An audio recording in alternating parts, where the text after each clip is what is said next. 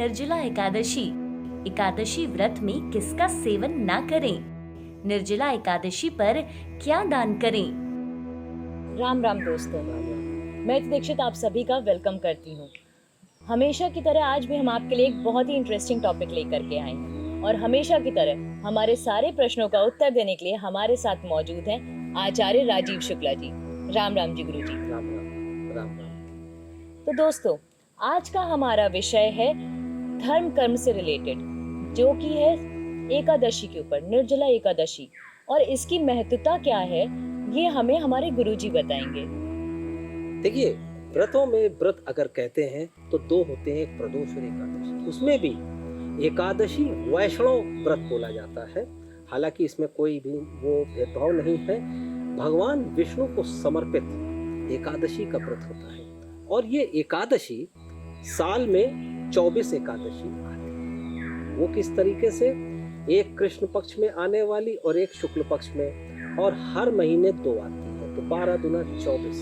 अधिक मास के केस में ज्यादा होती है, लेकिन नॉर्मल अगर साधारण साल होता है, संवत्सर होता है, तो उसमें 24 होती है। और इस 24 एकादशियों में विष्णु जी की पूजन और विष्णु जी के साथ जिनकी भी कुंडली में गुरु बृहस्पति देव या चंद्र देव या शुक्र या बुध यानी सौम्य ग्रह से संबंधित जितने भी ग्रह हैं, अगर वो कुप्रभाव दे रहे हैं तो ये व्रत रखने से निश्चित रूप से शुभ और शुभता ही शुभता है।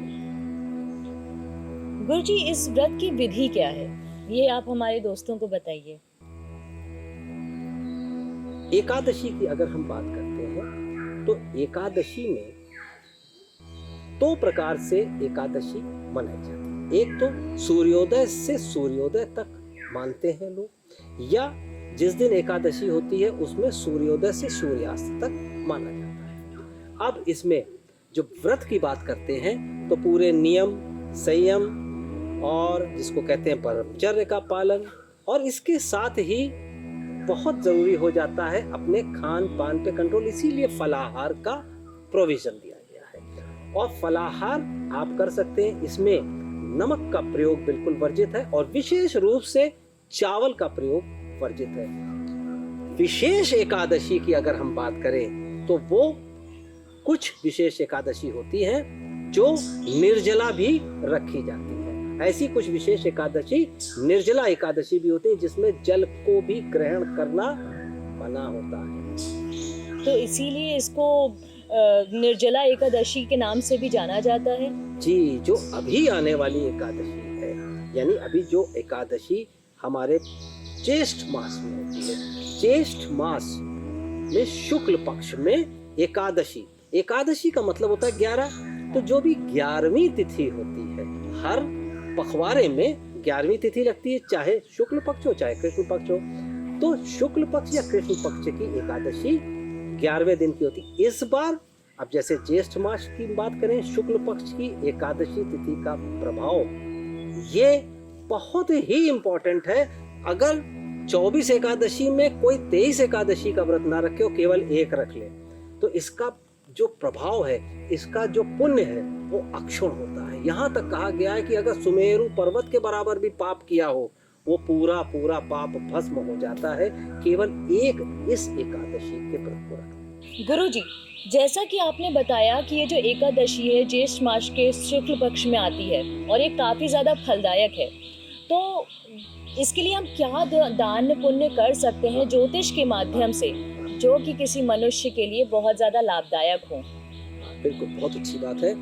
अगर आपके कोई ऐसे कष्ट हो जो जैसे कभी कभी ज्योतिषीय उपाय करते हैं आपको लाभ नहीं होता है, तो कुछ ऐसे पर्व आ जाते हैं जिसमें अगर आप थोड़ा सा भी दान पुण्य कर लेते हैं तो उसका बड़ा अचूक और बड़ा अक्षुण आपको पुण्य फल मिलता है।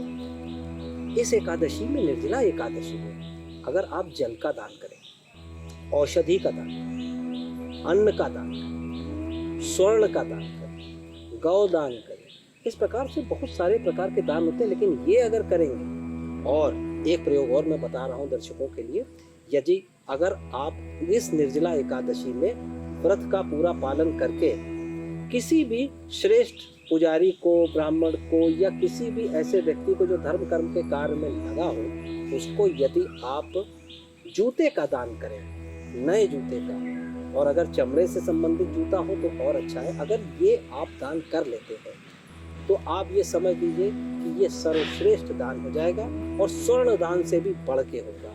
इसको करके देखें, जरूर लाभ। जी गुरुजी, थैंक यू गुरुजी।